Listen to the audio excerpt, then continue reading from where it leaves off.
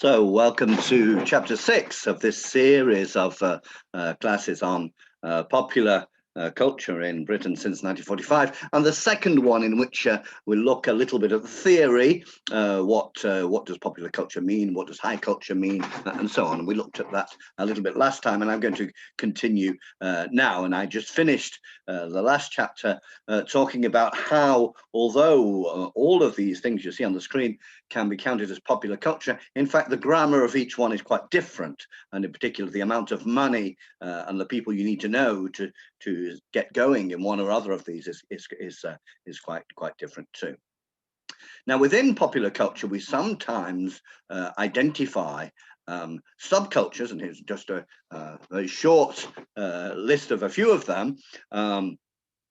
Which are sometimes defined by the people who do them, and sometimes defined by newspapers, defined in different ways. And of course, the contours of them are constantly debated. And so, if you hang around with heavy metal fans, you can find debates about whether such and such an artist is really heavy metal or not, and a whole load of debates about identity and authenticity come into these. And I've just given you 4 examples here. There are many more, of course.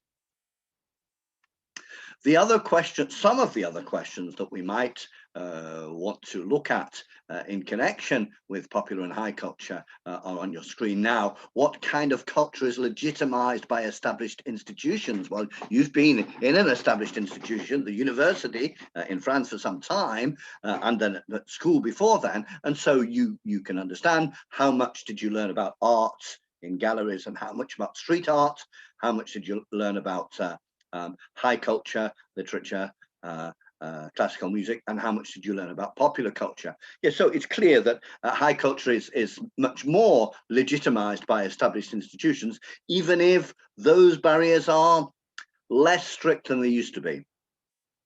What kind of culture gets government money? Well, let's just look at the question for Britain from this point of view.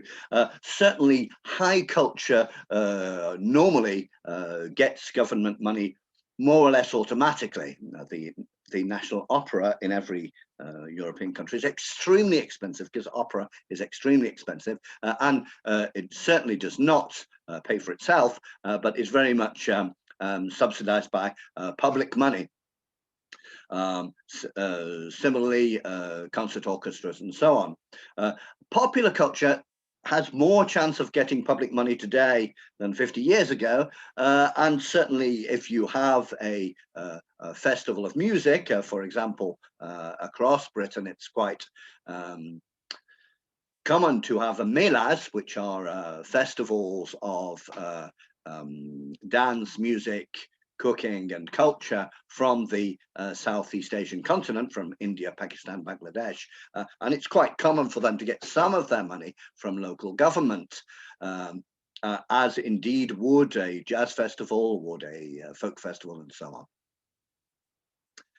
What kind of culture producers receive state honors? Well, of course, in France, you have the Légion d'honneur, and in Britain, if you're very much in the public eye and prestigious, then you might be made into a lord, Sir Paul McCartney, Sir Elton John, or you might receive a lesser honor like the OBE or the MBE.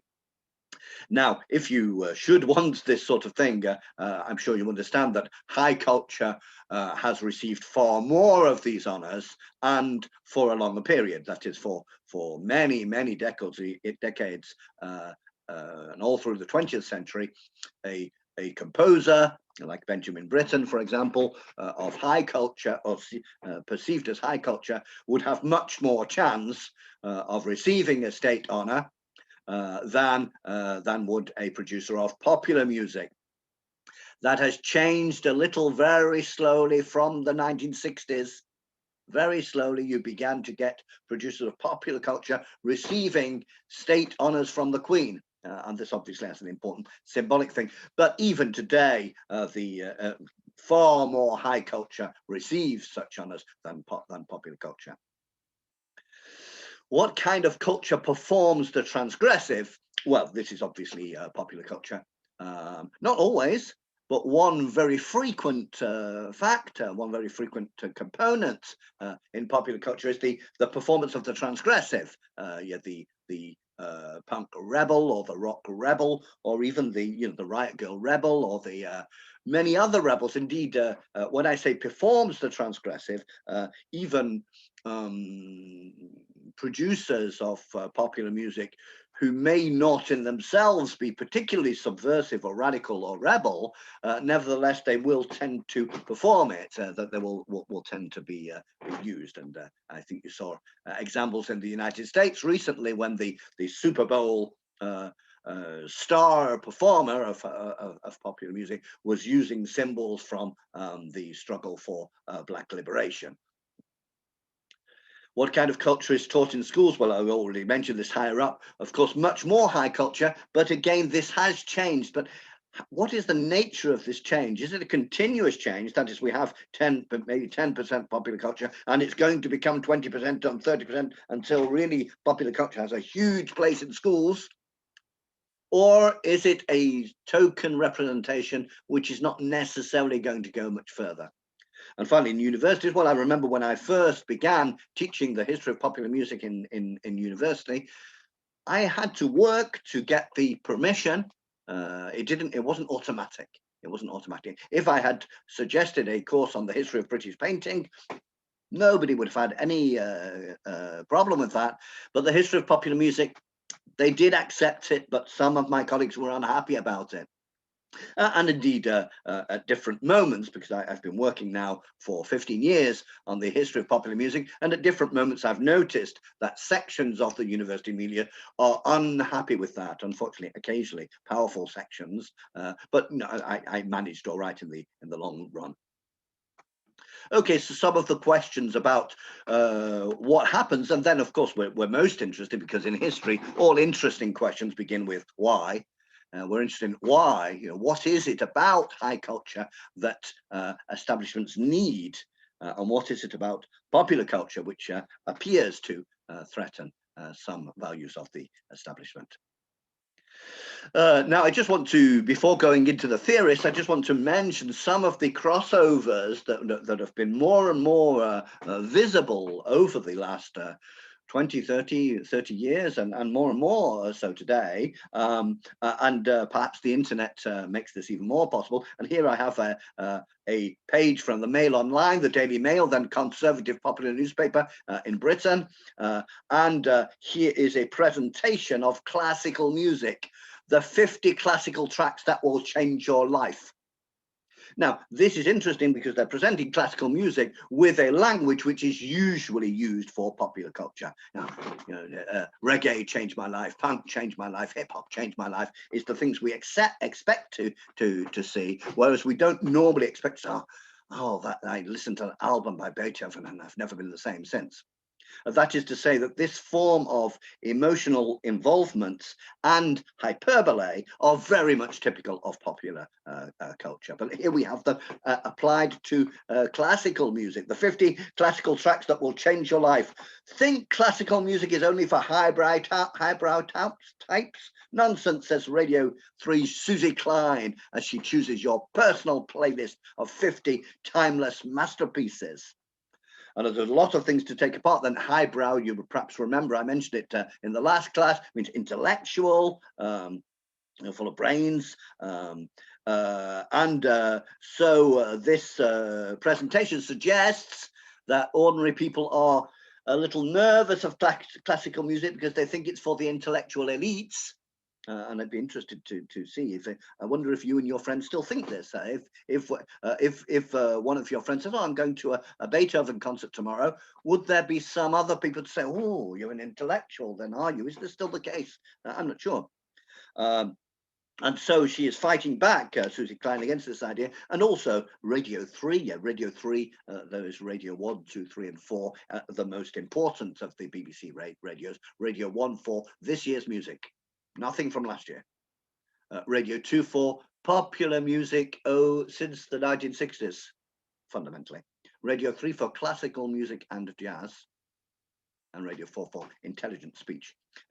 Radio 3 presenter, because you're not a disc jockey if you're on Radio 3, is called Susie Klein. And then again, here we have not Mrs. Klein, not Susan Klein, but Susie Klein. Yes, so that you're having a presentation of classical music, which is using some of the discourses which we associate normally with popular culture. And indeed, I did mention it already, but there's a lot of it to look at. It things well worth looking about these attempts by high culture to present itself as popular, and occasionally by popular culture to present itself as high.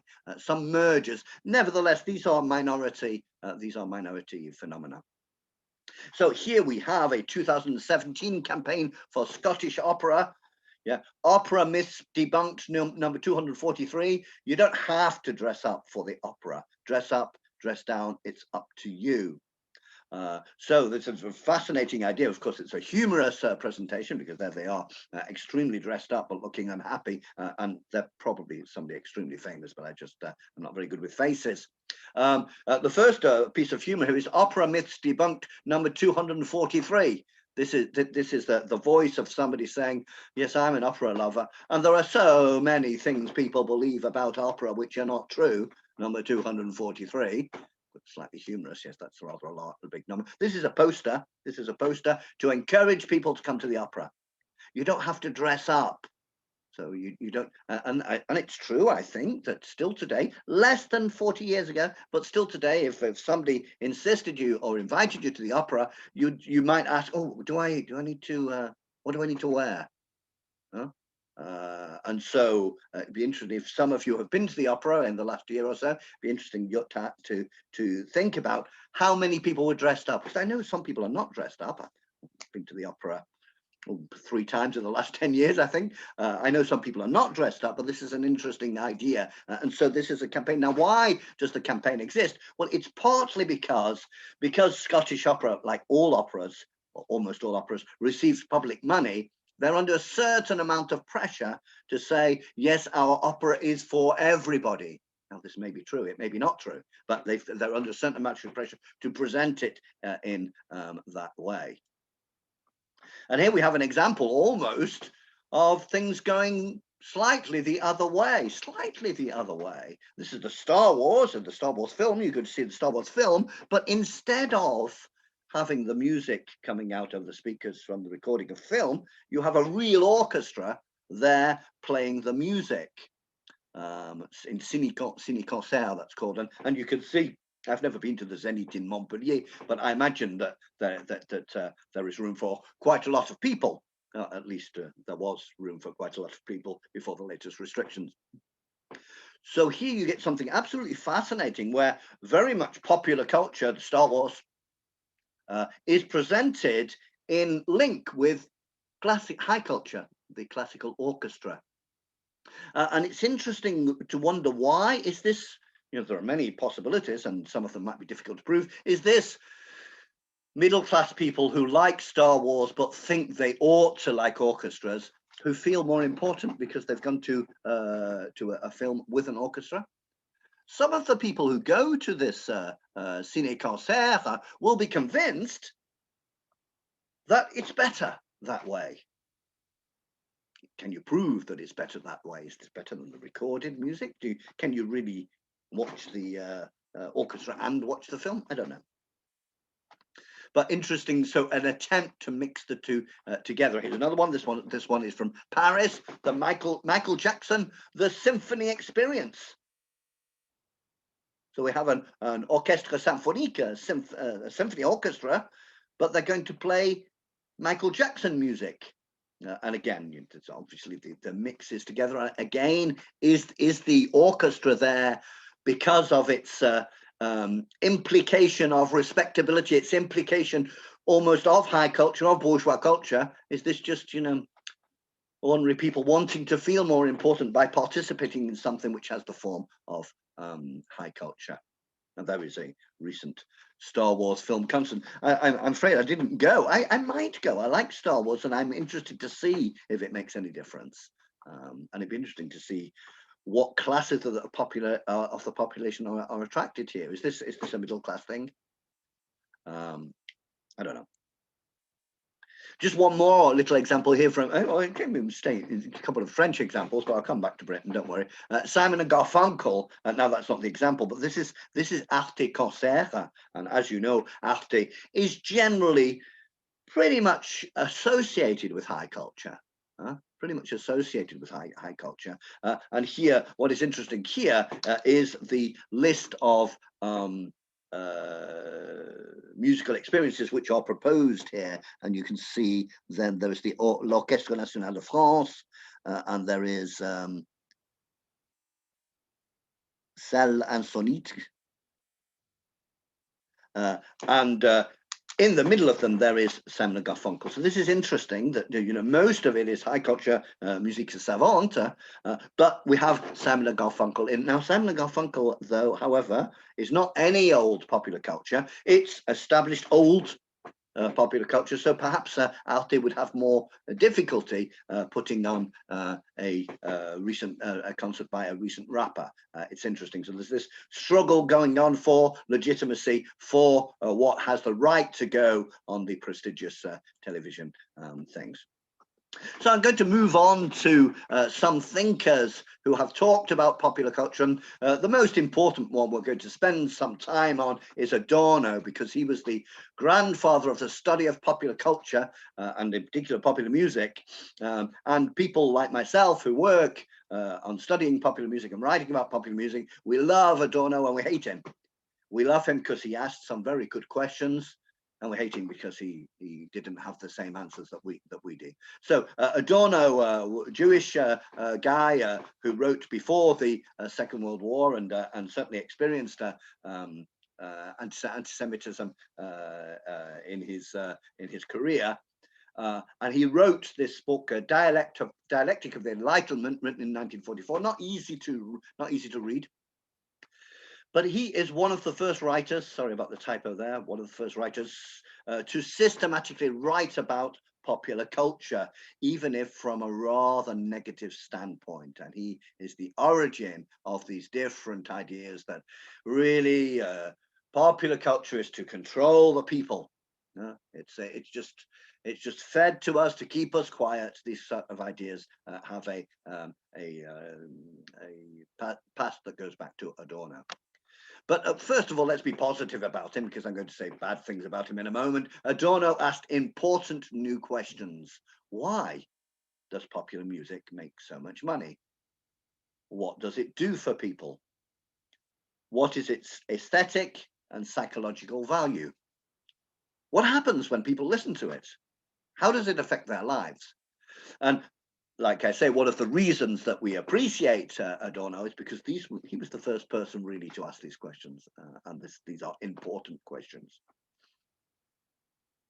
Now, he is a member of the Frankfurt School of Philosophers, who takes some ideas from Karl Marx, although most radical Marxists today are not close to Adorno, and some ideas from Sigmund Freud, who developed at the end of the 19th century, beginning of the 20th century, a theory of human mental life and how it is structured.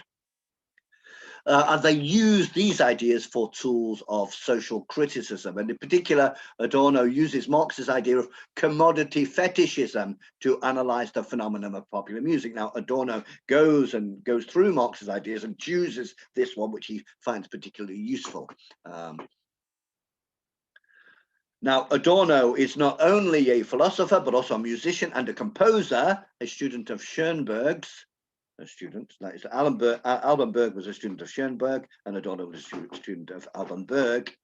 The popular music Adorno is writing about is jazz in the late 1930s. The popular jazz bands, or the big bands that people dance to. But his ideas are at least as easy to apply to contemporary popular music as they were for jazz in his day. Jazz was much more popular in the 30s than it is today.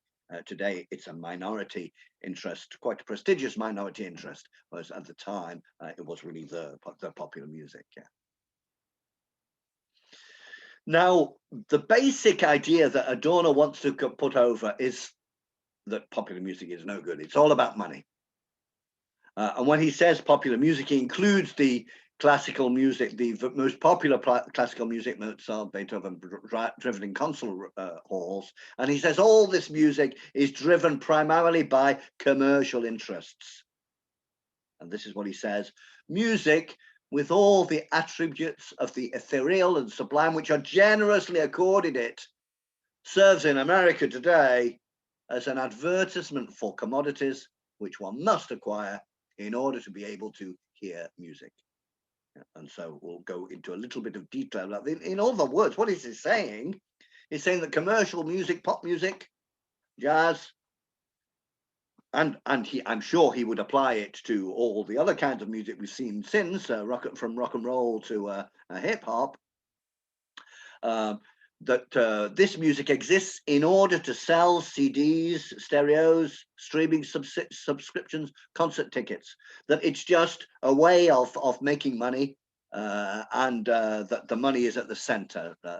Both the music makers and the listeners, according to Adorno, have become submerged in the commercial process, and neither is really musically free. So when the hip hop artist or the rock and roller or the folk singer says, well, what I sing comes from my heart, and the reason I sing is that I want to get my ideas out to people and feel a connection with people, for Adorno, that's his or her impression, but it's not true. Really, they're just serving a commercial cause. And one of the ways he explains this is by using the idea of commodity fetishism. And commodity fetishism is an idea that comes from Karl Marx, but it's not difficult to understand. A fetish is a substitute object of desire. So in the most familiar kind of case, sexual desire might be displaced onto garments worn by the individual whom one cannot, for whatever reason, directly desire or have. And Karl Marx said that commodities can be fetishes. That in this case, the displaced desire is the desire for freedom and for the fruits of your labor. That is to say that according to Karl Marx, in today's society, you're not free. You go to work and you work. You start work when the boss decides, you finish work when the boss decides, you make what the boss decides. And so you don't have that control over the most important part of your life. And so instead, you displace your desire into other things. You must have the latest Nike shoes. You must have the different commodity, a bigger car, a bigger house. Have a look at the houses which Donald Trump owns and lives in. And the idea is that really what you are obsessed with possessing is not what you really need. What you really need is the freedom to control your own life. But because you can't have that, you concentrate on commodities. You are alienated, estranged, separated from the fruits of your own work, everything you make. If you teach in a university, you never see the results of your work. Every year it's new students, they go away, you've no idea if it made their lives wonderfully better or really made no difference, and so on. So the products you help make are too far from your own control for you to recognize them as your own, and so you're obsessed with commodities. And that's what happens, in the opinion of Adorno, to music. Yes, that you must have the latest music because it represents something psychologically for you, and it's not about aesthetic appreciation or musical quality. What do you really like? Again, I'm just giving Adorno's idea. What do you really like when you like a popular song, a rap concert, or a performance at the cinema? Not the music. Rather, it is the illusory feeling of your own wealth when you buy a ticket, the feeling of belonging, the feeling of being cool when you like what is popular, or the feeling of being individual when you like alternative music or non-commercial rap. So notice that for Adorno, whether you are going with the mainstream or with the underground, it's the same psychological mechanism. And according to Adorno, this process is controlled by the culture industry, the people who make money with it. And this is what he says about the culture industry. The culture industry fuses the old and familiar into a new quality. That's fairly easy to understand. You have the old and familiar, the love song, and yet we demand new love songs every year. The expression of rebellion, whether a song or a rap or whatever, or a dance, it's old and familiar, rebellion, but we want it to be new at the same time. And according to Adorno, in all the branches of the culture industry, products which are tailored for consumption by the masses and which to a great extent determine the nature of that consumption are manufactured more or less according to plan. And this is the idea that who decides what will be popular music next year or popular television next year? In the opinion of Adorno, it's the big companies. They decide what you're going to like and then make you like it. This is the Adorno idea. And he sums it up in a few small quotations, like people know what they want because they know what other people want. And so he's seeing people's desire for music, desire for film, desire for television as a collective psychological compensation for a world that doesn't give us what we really need. You can see that these are powerful ideas, and I think it's fairly clear that they are not 100% false because we recognize them. So when he looks at about pop music, he's very, very critical of pop music. And, you know, he can sound like an old grumpy man. What is pop music like, according to Adorno? Well, some of its principal characteristics are unabating repetition of some particular musical formula. It's repetitive, it's all the same. Comparable to the attitude of a child incessantly uttering the same demand. I want to be happy, I want a biscuit. What is pop music? The limitation of many melodies to very few tones, comparable to the way that in which a small child speaks before he has the full alphabet at his disposal. Popular music treats adults like children, and treating adults like children is involved in that representation of fun, which is aimed at relieving the strain of their adult responsibilities. And this is Adorno. The date 2002 is the date of publication. He had died sometime before. And just to give you one particular example, here is from the 40s and 50s, the jitterbug, which is a kind of dance. And the name, the jitterbug, it's a particular kind of insect. Look it up on Google. And this is what Adorno has to say about this fashion for the dance. But it could be the Macarena or more recent dances, which I'm too old to know about. This is what he says on Music for Dancing. In order to become a jitterbug, or simply to like popular music, it does not by any means suffice to give oneself up and to fall into line passively. To become transformed into an insect, the jitterbug, man needs that energy which might possibly achieve his transformation into a man. So here, Adorno is going much farther. He's not saying just that popular music is not based on quality and it's not full of aesthetic value. He's saying more than that. He's saying that it is bad for people.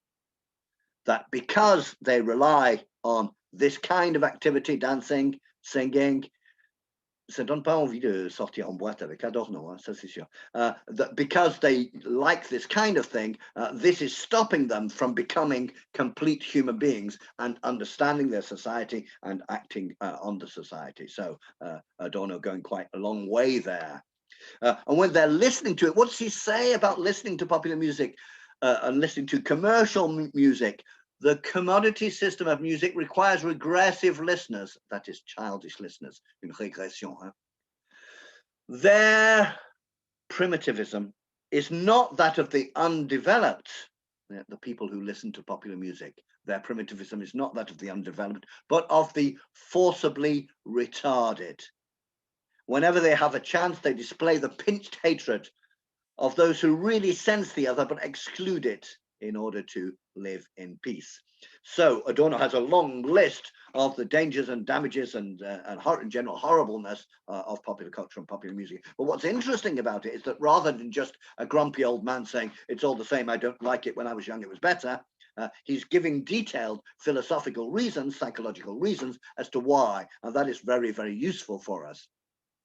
And here you get a rather simplistic representation of Adorno's position, and we recognize these ideas. We're not surprised We still see these ideas around. You've heard people saying things like that. There's the media controlling people. This is one theory of the media. There are other theories of the media which disagree completely with this, which underline the capacity of the individual to choose what reading to have of television, or reading to have of popular music, and to have some agency, some power in their own relationship with cultural products. And the second idea, which I just mentioned, is the one that I will be putting forward, because of course,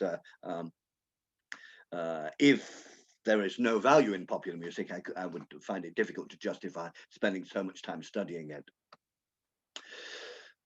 So there you go. Now, the problem with Adorno's problem, it's a problem for me, with Adorno's ideas then, is he's saying that all of this popular culture, whether it's Sherlock or Star Wars or Downton Abbey, 21 Pilots, or John Grisham, or it's a great circuler, il n'y a rien à voir. Huh? There is nothing worth saying, nothing really. It's just all just produced to please the masses and by the big companies, and the masses do what they're told. Now that's my half an hour, and in the next chapter I will be looking at the arguments which are given against Adorno, which in my opinion are stronger, but we remain grateful for Adorno for having explained these really useful questions. So don't miss the next chapter.